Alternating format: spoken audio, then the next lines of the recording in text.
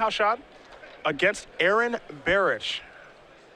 Huang Hao-Shan, a member of MTG Mint card, and he's actually in the race here for Platinum and Worlds and all that good stuff. So him being off to a 7-0 start, certainly very, very important for him with Burn, a deck that we felt this weekend was going to be a little bit underplayed. Wasn't entirely sure how well it was positioned this weekend, but you have to remember, MTG Mint card at Pro Tour Fate Reforged, a lot of players actually played Burn. Yeah. And did very, very well with the deck. It was actually one of the best performing decks of that tournament, so not too surprising to see a member of that team having a deep run with Burn right now. And a deck that we saw very, very little of at the Invitational. Possibly even zero. Not very much of it, as here's a Swift Spear. It's going to come into the red zone. Barich is going to be placed under the gun pretty quickly, and now I think he knows what he's probably up against here in Burn. For Hao-Shan's deck list, quite a few fetch lands here. You wonder if he's splashing any colors. There's a Stomping Ground here and 3 copies of Sacred Founders, so he is kind of the Naya Burn strategy that we have seen be very popular in Modern over the past couple of months. Barrett's going to search up a breeding pool here off his Wooded Foothills. I think there is merit to splashing black instead of white. I think the sideboard cards you get are a lot better when you're black instead of white, but certainly Naya the more popular build of the two. Looks like Barrett may have a copy of Spellskite in his hand. There is 2 copies of that in the main deck, and that card is really punishing for Burn for obvious reasons. Yeah, it's kind of interesting because it is really good against Burn, but also Burn has a lot of damage that doesn't target. So a card like Boros Charm, Lava Spike, those are actually pretty good. Skullcrack too. Well, the issue here is not necessarily preventing damage. It means that Aaron can play this on turn 2 and infect creature on turn 3 and go crazy on the 4th turn. And there's not much recourse from the Burn side, at least game 1. In the post-board games, when you have Destructive Revelry, it's a little bit different, but game 1, this is going to be a tough card. It does have the potential to absorb damage, but even more value is just ensuring that Aaron has a turn 4 kill rolled up. And there's not a lot of interaction on either side of the table. The land that Barrett played last turn, for those of you who have not used to that promo there from FNM, it's a copy Pendlehaven. So that's not just some random forest that happens to be on the battlefield. Looks like Hao-Shan will be coming into the red zone here with Swift Spear. And Barrett's going to put him in the test right away. He says, I'll block. Perhaps maybe a mutagenic growth in Aaron's hand. We'll see. That's an aggressive, straightforward block. He's not scared, obviously. This means one of 2 things, I think. One is mutagenic growth, as you mentioned. The other is Aaron is pretty far away from killing and just needs to protect his life total for a little while. Okay. Well, the block has taken place. Wooded Foothills is going to be sacrificed. That'll turn into a Sacred Foundry at the cost of 3 life there for Hao-Shan.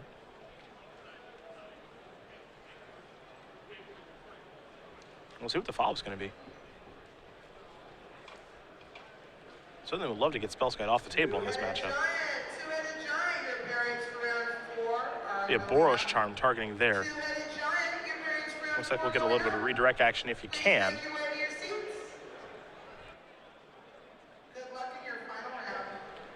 It depends on the wording of Boros Charm in this instance, if you can redirect it or not. And it appears you can. Yeah, I think it's just target creature. Yeah, so this not does target creature you control. Yeah, and this does not work out the way that Hao-Shan wants it to. I mean, if that was what Hao-Shan had, that was a great block from Barich. Yeah. You saw Aaron very quickly redirect the double strike, so he was very sure that things were going to work the way he wanted to. Now he gets to play a Blighted Agent and pass the turn back. And now, you know, Barich is at 16 right now, and it's going to be very hard for Hao-Shan to get to that Blighted Agent. Riftbolt's going to go on suspend.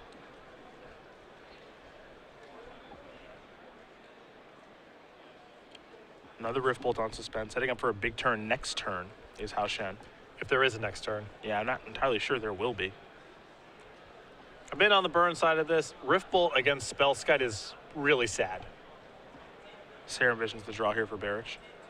I'll start by sacrificing a Misty Rainforest. There's the basic forest.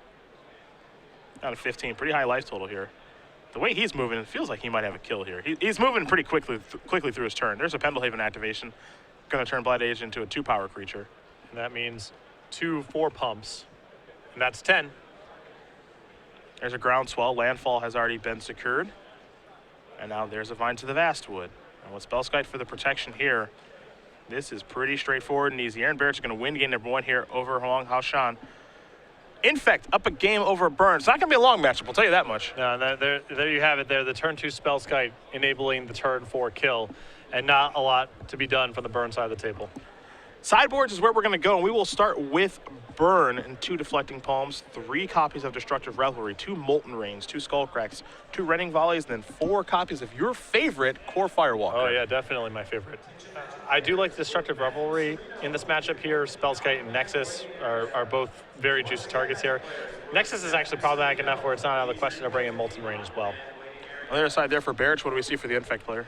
2 copies of Path to Exile, a Twisted Image, a Wild Defiance, 4 copies of Geist of St. Draft, 2 Nature's Claim, 2 Dispel, 2 Spell Pierce, 1 Dryad Arbor.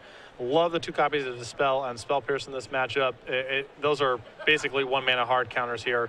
I think the Path to Exiles are okay here as Aaron was really just looking to shore up the early game.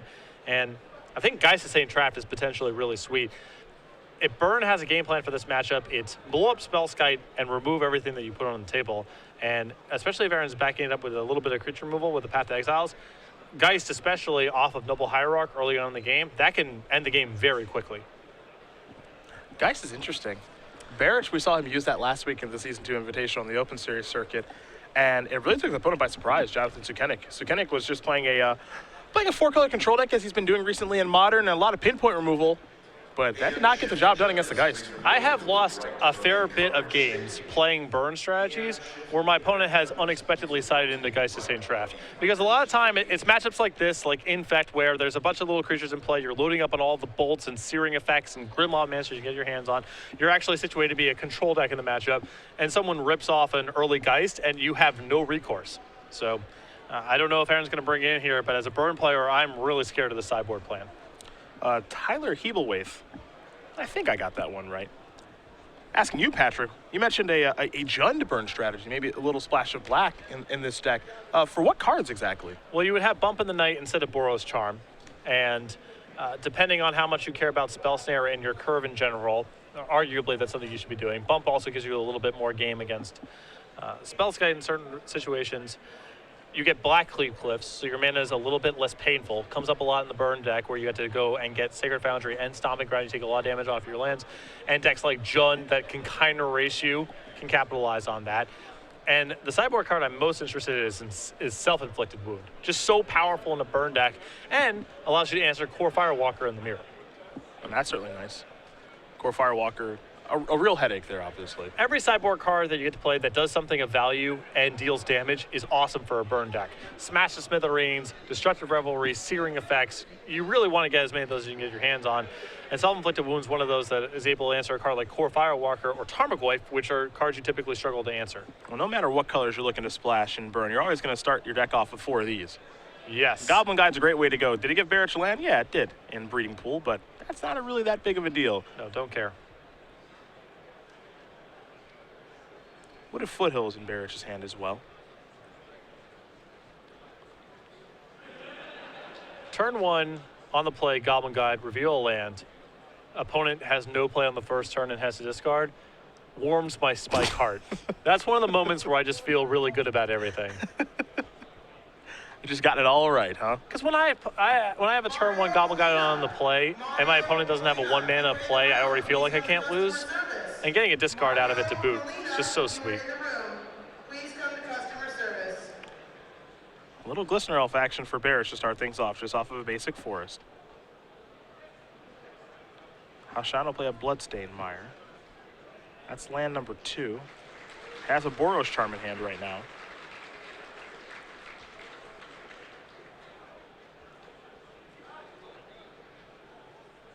He's going to come across that Goblin Guy. What a trigger. Take a look at the top card.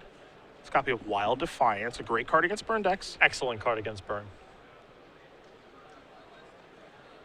Just 1 in the sideboard. It is a little expensive. It's a little bit strange to put into play, too, where you lead off on turn 3 with that, and then the next turn you go crazy. But it also gives you protection against burn spells like Lightning Bolt. So, not the fastest. Yeah. And sometimes, you can't afford to tap out for it because it's just too slow. But if you have the time to deploy it, it's very, very good. Here comes Glistener Elf. Just 1 Infect. Had the opportunity to pump with Pendlehaven, decline.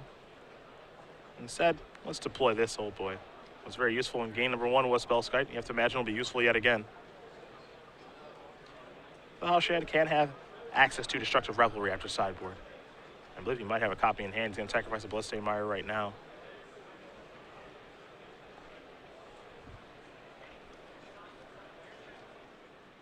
Switching up a Sacred Foundry. We'll take 2, go down to 15. Life total doesn't matter all that much, though. Playing against Infect, of course.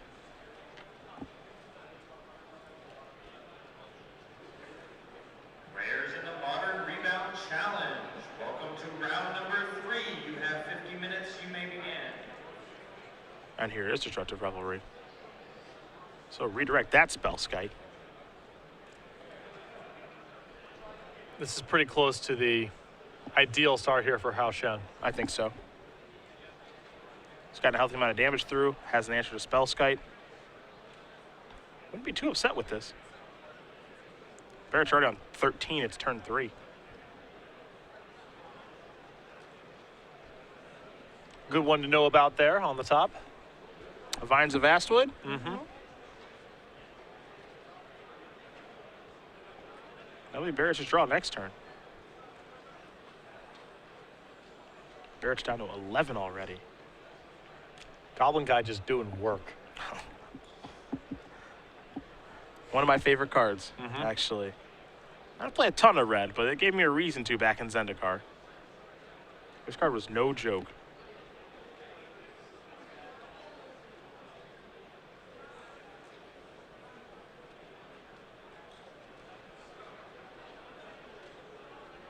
I believe Spike, Boros Charm, among other burn spells left over in Hao-Shan's hand. It's a pretty good hand over there, but I think it's going to take 2 turns to get the game over with. Yeah. Shard Volley. How do you feel about that burn spell? Necessary evil. If I ever see a list with more than 2, I really question what's going on, but I don't mind filling out the rest of your burn suite with that kind of card. Sacred Foundry going to be searched up here for Hao-Shan. Yeah. Going on an adventure. Yeah, just got a lantern. Checking out what's going on in the opponent's kitchen. Yeah. It's a molten rain on a Pendelhaven. Yeah. You just can't help yourself, can you? I've gotten to watch so many Stone Rains today. It's been a great day of coverage. You got to see Fulminator Mages, Stone, Molten Rain now. Uh-oh. Is he just, oh no. Oh my goodness. Oh no. Maybe he should have killed that land. Maybe he shouldn't kill, oh my goodness. That's become a mutagenic growth. Gonna do a little bit of counting here. I mean, Hao-Shan had a Shard Volley in hand.